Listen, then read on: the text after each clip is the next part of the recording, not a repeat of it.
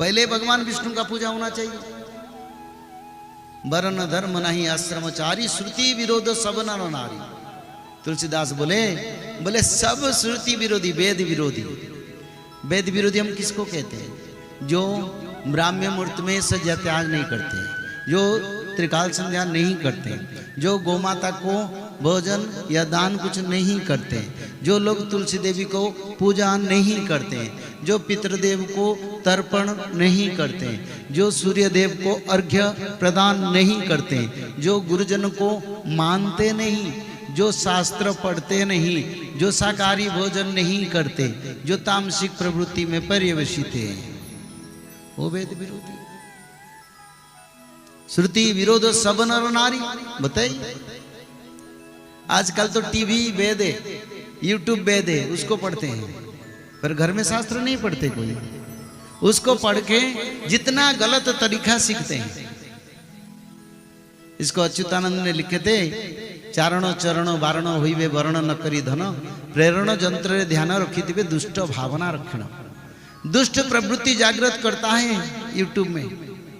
हाँ, कुछ भी तो अच्छा है, मना नहीं, पर इसमें दुष्ट गुण जागृत होगा। ये हमारी भविष्यवाणी में लिखा था मोबाइल के बारे में। जब मोबाइल नहीं था, कई हजार वर्ष तक विचारधारा ये, तो मनुष्य मनमानी करेगा, वेदों को मानेगा नहीं। दरिद्रता धर्म का परिमाप में नीचे चल जाएगा। अर्थ मनुष्य को सबसे बड़ा, जो बड़े बड़े परंपरा लोग करोड़ों रुपया का गाड़ी में आते हैं, चार्टर्ड फ्लाइट में आते हैं, हाँ बड़े संत, पागल हो जाते हैं लोग उसको प्रणाम करने के लिए। अरे संत तो त्यागी है, भोगी कहाँ हुआ? संत का लक्षण क्या है? त्याग। उनके त्याग से संसार में कल्याण होता है।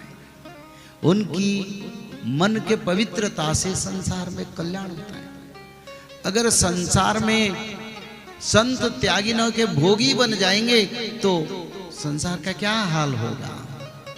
इसको तुलसीदास जी ने भी रामचरितमानस में लिखे। बहु दाम सवारही धाम जति, विषया हरिलिनी न जाई विरति।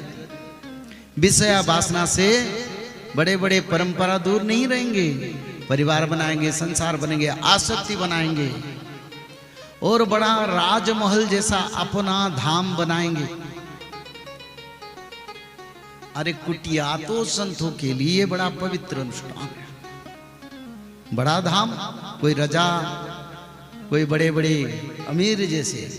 तुलसीदास जी ने लिखे, मैं नहीं बताता हूं। बहु दाम सभारही धाम जति, जति अर्थ संत, विषया हरि निन्ही न जाई विरति। तपस्वी धनवंत दरिद्र गृही, तपस्वी धनवंत हो गए, गृही गरीबी हो गए। ये उल्टा क्या है? उल्टा है। तपस्वी धनवंत दरिद्र गृही, सब संत नहीं, लाखों लाख संत धर्म में है। कुछ परंपरा विलास व्यसन वैभव भोग माया लोभ आसक्ति में डूबे, उनका संख्या नगण्य है। पर ये हो रहा है ना? नहीं, मैं कलयुग का अंत का प्रमाण रखूं। मैं रास्ता में बद्रीधाम जा रहा था, कई संत पैदल चल के जा रहे। मैंने उनको पूछा, आप कितने दिन लगेगा? ना, और 3 दिन लगेगा, हम चल के जाके ठाकुर जी का दर्शन करेंगे।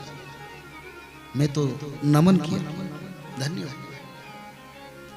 इसी कारण आज धरती बचा है, इसी कारण धर्म बचा है, इसी कारण आज हम कथा करते हैं। ऐसे संत को पैर पड़ जाओ जहां सच में धर्म है। नहीं, मैं फ्लाइट में जा रहा हूं ठाकुर जी को दर्शन के लिए। अरे फ्लाइट में जाएंगे तो सही, वो तो गृही लोगों के लिए। संत लोग तो परिक्रमा करते हैं ना, पदयात्रा। सब संतों के लिए पदयात्रा जरूरी है।